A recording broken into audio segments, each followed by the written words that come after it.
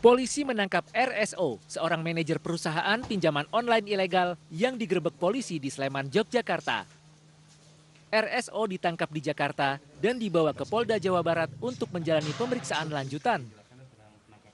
Menurut polisi, RSO dalam perusahaan pinjol ilegal bertugas menyebarkan aplikasi pinjaman serta menyiapkan perangkat untuk penagihan, termasuk data-data peminjam yang akan ditagih. Dia mengendalikan keseluruhan kegiatan pinjol ini.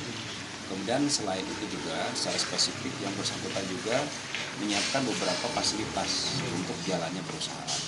Di antaranya adalah menyiapkan dan meneruskan link aplikasi pinjol yang sudah dibuat oleh tim IT kepada tersangka asisten manajer yang di Jogja.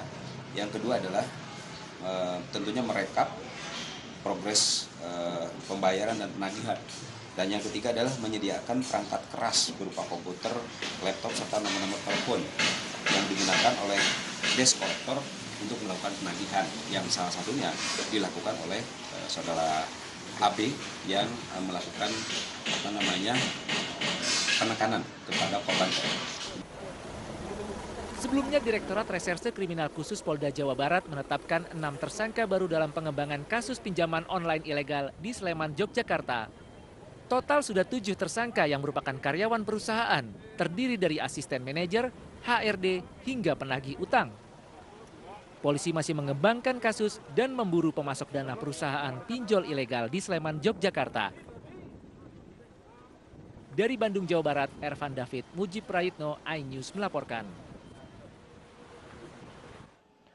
Pemirsa, Menko Polhukam Mahfud MD minta pelaku pinjaman online ilegal menghentikan kegiatannya. Mahfud juga meminta warga yang berutang kepada pinjol ilegal tidak usah membayar cicilan. Hentikan penyelenggaraan pinjol ilegal ini. Yang kedua, kepada mereka yang sudah terlanjur menjadi korban, jangan membayar.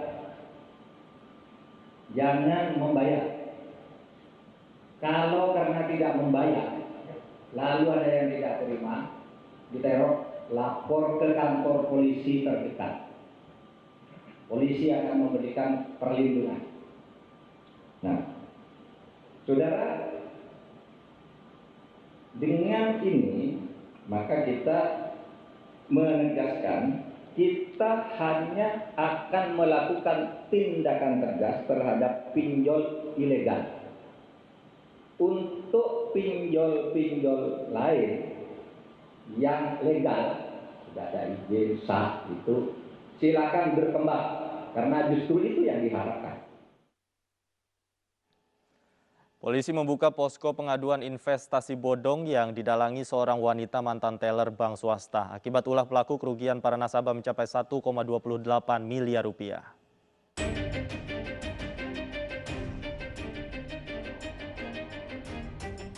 Satuan Reserse Kriminal Polres Metro Jakarta Barat menangkap pelaku investasi bodong yang mencatut salah satu bank swasta. Pelaku berinisial PAN mengiming-imingi para korbannya dengan keuntungan deposito sebesar 10 juta rupiah dan mendapatkan hadiah langsung berupa emas seberat 1 gram. Dalam aksinya, PAN berhasil mengeruk 1.280 juta rupiah dari 7 orang korban. Selain mengimingi hadiah bonus, pelaku juga memalsukan berkas-berkas transaksi bank swasta nasional untuk mengelabui para korbannya. Akibat perbuatannya, para nasabah dirugikan sebesar 1,28 miliar rupiah. Ada tersangka yang kita amankan, ada 1 orang berinisial PAN, berusia 28 tahun, berhasil diamankan oleh jajaran Satreskrim Polres Metro Jakarta Barat.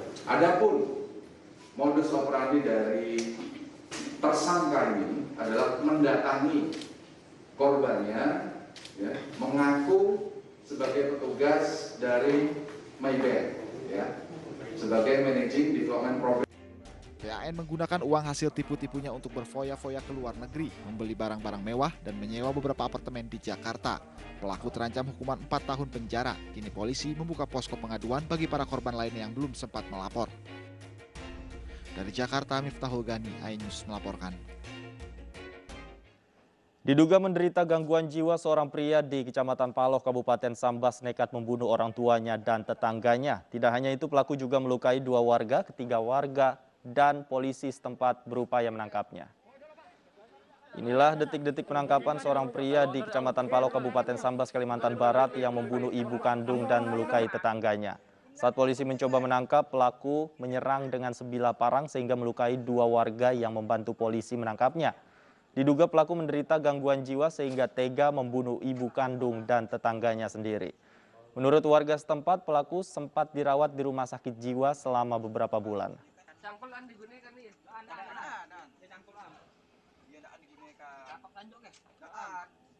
Satreskrim Polres Bangkalan menangkap 2 terduga pelaku pembakaran maling motor hingga tewas. Selain kedua pelaku ini, polisi masih mengejar beberapa pelaku lainnya yang buron. Sepeda.